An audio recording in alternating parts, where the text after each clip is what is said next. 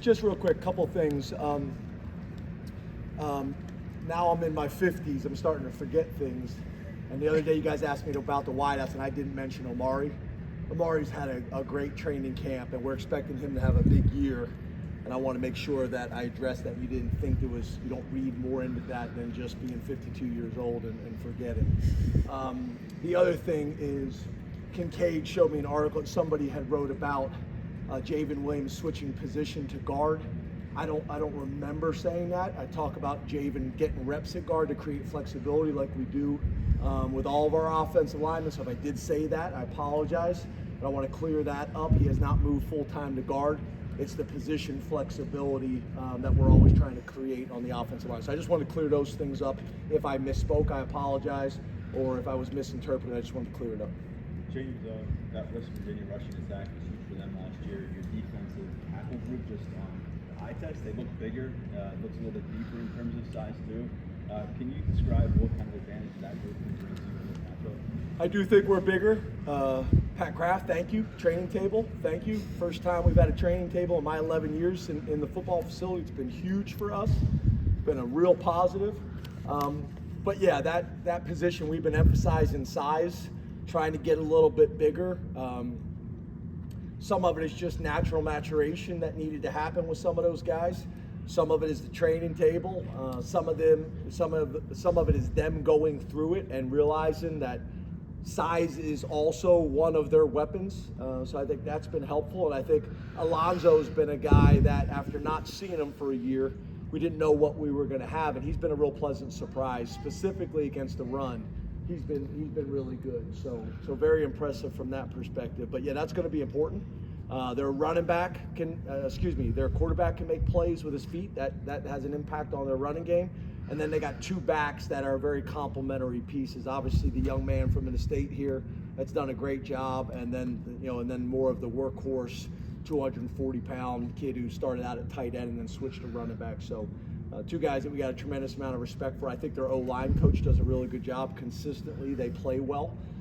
So it's going to be a challenge. There's no doubt about it. James, how anxious are you to see what this offense can do against somebody else? I mean, obviously they've been going against your defense, but there's so much anticipation about what it's going to look like.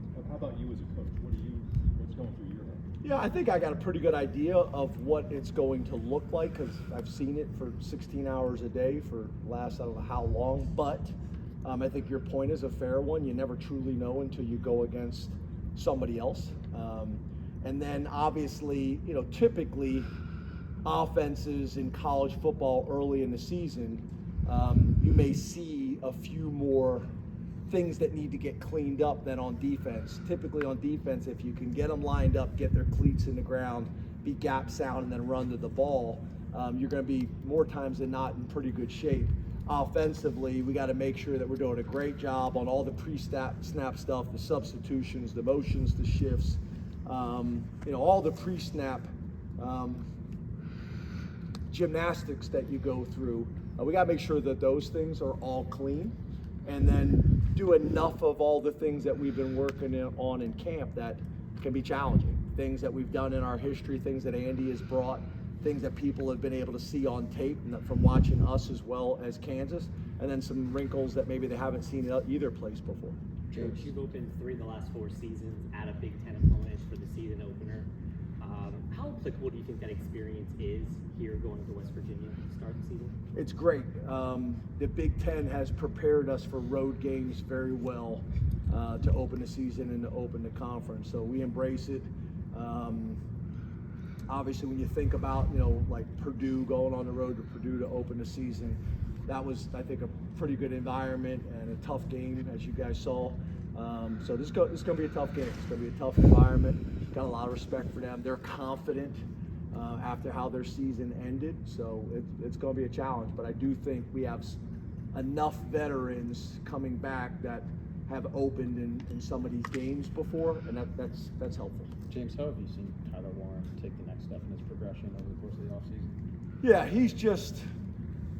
he's been there, done that. He's been such a great leader for us.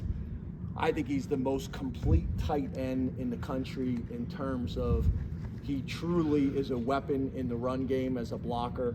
He truly is a weapon on third down in the passing game, and then obviously, just how are they going to treat him? He can line up wide and play like a wide receiver in a 4-wide set, but he can also connect in the box and be a lead blocker or working in a double team with the offensive tackle and a DN to the outside linebacker. So, those are the tight ends, in my opinion, when you talk to defensive coordinators all over the country, they're the ones that they hate, is when they can't put them into a category. This guy kind of is the big slug that everybody knows is just a run blocker, or this guy won't crack an egg but is a threat as a wide receiver. Those guys are not that difficult to defend because you can put them in one category or the other.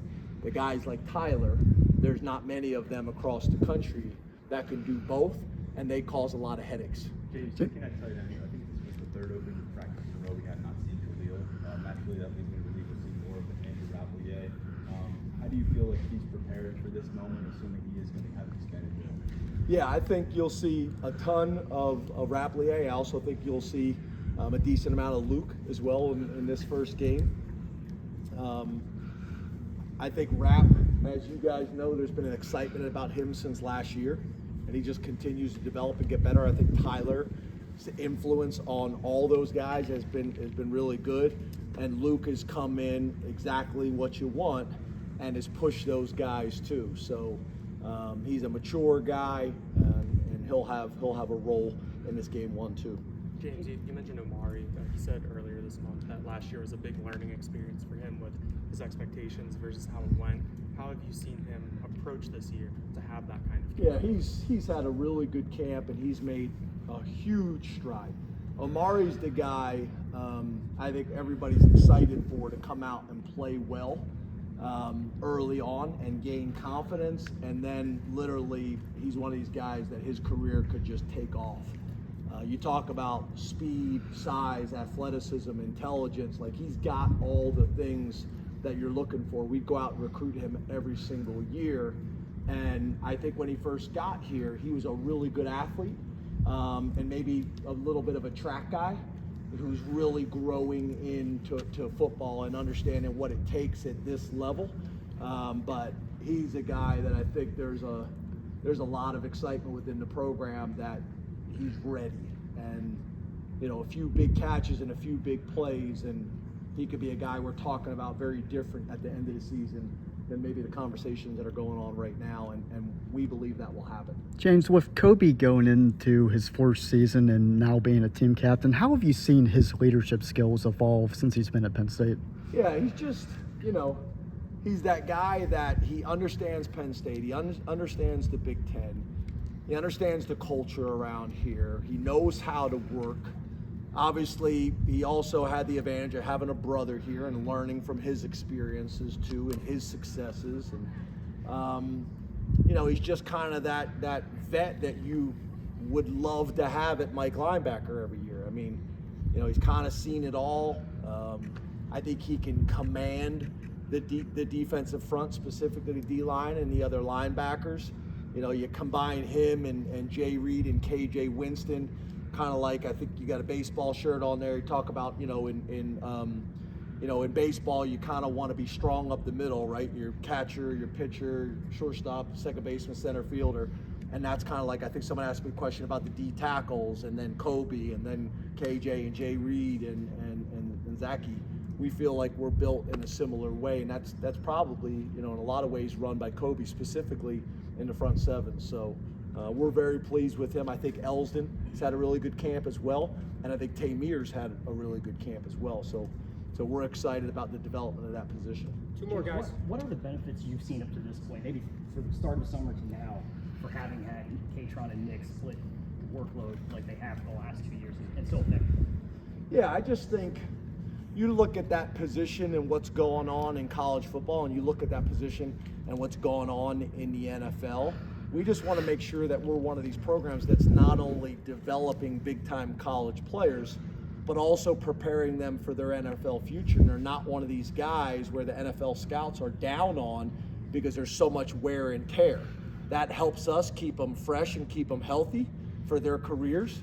And it also puts them in a very positive light from an NFL perspective. And then, you know, when you got Cam really coming on first right now, that helps. A lot of confidence for us to put him in the game, and then two talented true freshmen as well. So I think our philosophy that we have used, I think has been really helpful for Penn State, but also just as important and helpful for these guys in their futures too. James, that depth you just mentioned at running back, maybe you didn't have that in the past. Do you feel like with the guys you have now, there's an opportunity for maybe those guys to see the field together more, knowing you've got guys that you could put into that lineup and you don't have to lose that package if one of them, something like that? Yeah, and what you guys don't know, you'll see soon, is we're gonna huddle, which you guys will love, and we're gonna put 5 fullbacks on the field. Fullback here, fullback here, fullback here, fullback here. Everybody will be happy. We'll play goal line offense up and down the field. Neil's not here. It'd be awesome. Neil's not here. My audience is gone. But no, I think, yeah, being able to play some what we call 20 personnel, 2 backs, 0 tight ends, or 2 backs, 1 tight end. Maybe not a traditional 21 that people think with a tailback, a true fullback, a tight end, and 2 wide receivers. But 2 backs and then a combination of tight end, 2 receivers, 3 receivers, whatever it may be.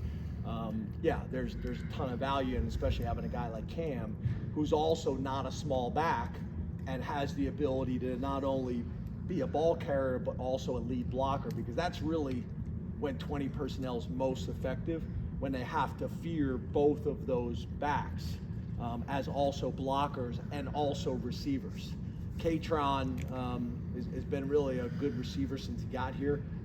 I think that's where Nick has improved as much as anything, is in his confidence and his ability to be a receiver. And Cam's always been a very, very natural wide receiver. So that's important for all those guys. Thank you, Coach. Thanks, guys. Thanks, James.